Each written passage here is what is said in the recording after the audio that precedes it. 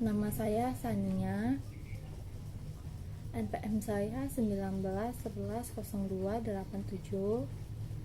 dari manajemen semester 2 dari kelas K3 3B sore dengan tugas mata kuliah ekonomi makro.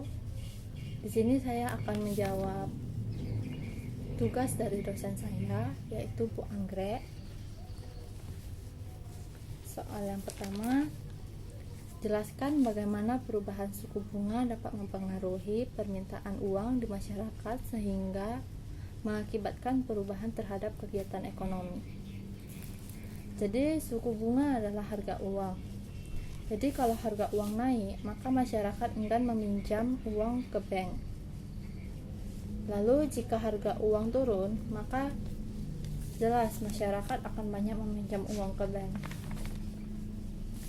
Lalu yang kedua, jelaskan menurut pendapat Anda apa perbedaan kebijakan tarif barir dan kebijakan tarif non-barir. Jadi kebijakan tarif barir merupakan kebijakan proteksionis terhadap barang-barang produksi dalam negeri dari ancaman membanjirnya barang-barang sejenis yang diimpor dari luar negeri dengan cara menarik atau mengenakan pungutan bea masuk kepada setiap barang impor yang masuk untuk dipakai atau dikonsumsi habis di dalam negeri. Lalu yang ketiga, jelaskan bagaimana instrumen kebijakan ekonomi internasional.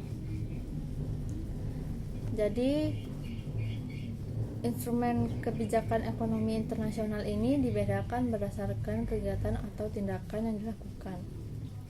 Ada 3 instrumen yang penting dalam kebijakan ekonomi internasional, antara lain 1. Kebijakan perdagangan internasional.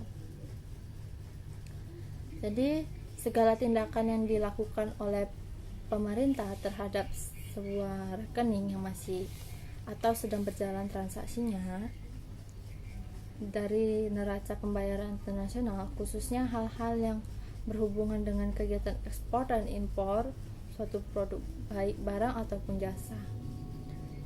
Jenis dari kebijakan ini seperti kebijakan tarif terhadap impor, bilateral trade agreement, dan masih banyak yang lainnya. Lalu yang kedua, kebijakan pembayaran internasional.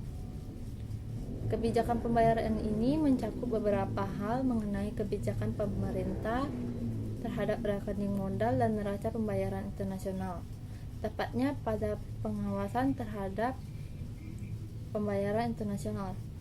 Contoh dari kebijakan ini seperti pengawasan yang dilakukan oleh pemerintah terhadap lalu lintas devisa atau pengawasan terhadap lalu lintas modal jangka panjang. Yang ketiga, kebijakan bantuan luar negeri. Kebijakan bantuan luar negeri merupakan tindakan atau kebijakan yang dilakukan oleh pemerintah yang berhubungan dengan bantuan, pinjaman, dan lainnya. Bantuan itu merupakan bantuan dengan tujuan untuk membantu rehabilitasi serta pembangunan dan bantuan militer kepada negara lainnya. Lalu yang keempat, jelaskan menurut pendapat Anda apa yang dilakukan dan apa yang dimaksud dengan perekonomian terbuka. Jadi perekonomian terbuka adalah ekonomi yang melibatkan diri dalam perdagangan internasional seperti ekspor dan impor barang dan jasa dan serta modal dari negara-negara lain. Sistem ini menjadikan peluang bagi masyarakat untuk bidang ekonomi dengan negara lain, baik itu perseorangan, swasta, maupun pemerintahan. Kegiatan ekonomi tersebut dapat dalam bentuk perdagangan barang dan jasa, pindah teknologi, dan lain sebagainya. Lalu soal yang kelima, jelaskan menurut pendapat Anda apa faktor penghambat dalam proses pembangunan. Jadi faktor-faktor penghambat dalam proses pembangunan adalah satu, perkembangan penduduk dan tingkat pendidikan yang rendah. Perkembangan penduduk dapat menjadi pendorong maupun penghambat pembangunan. Perkembangan penduduk yang cepat tidak selalu menjadi penghambat dalam pembangunan ekonomi jika penduduk mempunyai kapasitas untuk menyerap dan menghasilkan produksi yang dihasilkan. Tetapi bagaimana perkembangan penduduk yang begitu cepat di negara-negara berkembang, nampaknya hal ini masih belum menjadi modal dasar yang positif, bahkan jumlah penduduk yang banyak seringkali menjadi penghambat. Yang kedua, perekonomian yang bersifat dualistik. Perekonomian yang bersifat dualistik merupakan hambatan karena menyebabkan produktivitas berbagai kegiatan produktif yang sangat rendah dan usaha-usaha untuk mengadakan perubahan sangat terbatas sekali. Yang paling rawan adalah hambatan berupa dualisme sosial dan teknologi yang sangat berpengaruh terhadap mekanisme pasar, sehingga sumber daya yang tersedia tidak digunakan secara efektif dan efisien. Yang ketiga, tingkat pembentukan modal yang rendah. Tingkat pembentukan modal yang rendah merupakan hambatan utama bagi pembangunan ekonomi. Pembentukan modal di negara-negara yang sedang berkembang merupakan vicious cycle atau lingkaran tak berujung pangkal.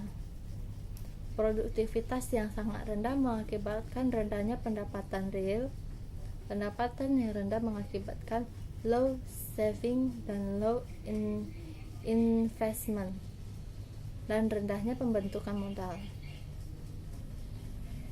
Yang keempat, struktur ekspor berupa bahan mentah. Sektor ekspor negara sedang berkembang belum merupakan agent of growth karena bersifat industri yang mendorong ekonomi dualisme, yang kurang mendorong perkembangan ekonomi lebih lanjut. Yang kelima, proses sebab akibat akumulatif. Sebab akibat kumulatif sirkuler adalah hambatan pembangunan di daerah miskin sebagai akibat pembangunan di daerah maju, sehingga timbul gap antara daerah maju dengan daerah miskin. Jadi sekian jawaban dari saya untuk Ibu Anggrek. Selamat pagi dan mohon maaf jika ada kata-kata saya yang kurang berkenan. Terima kasih.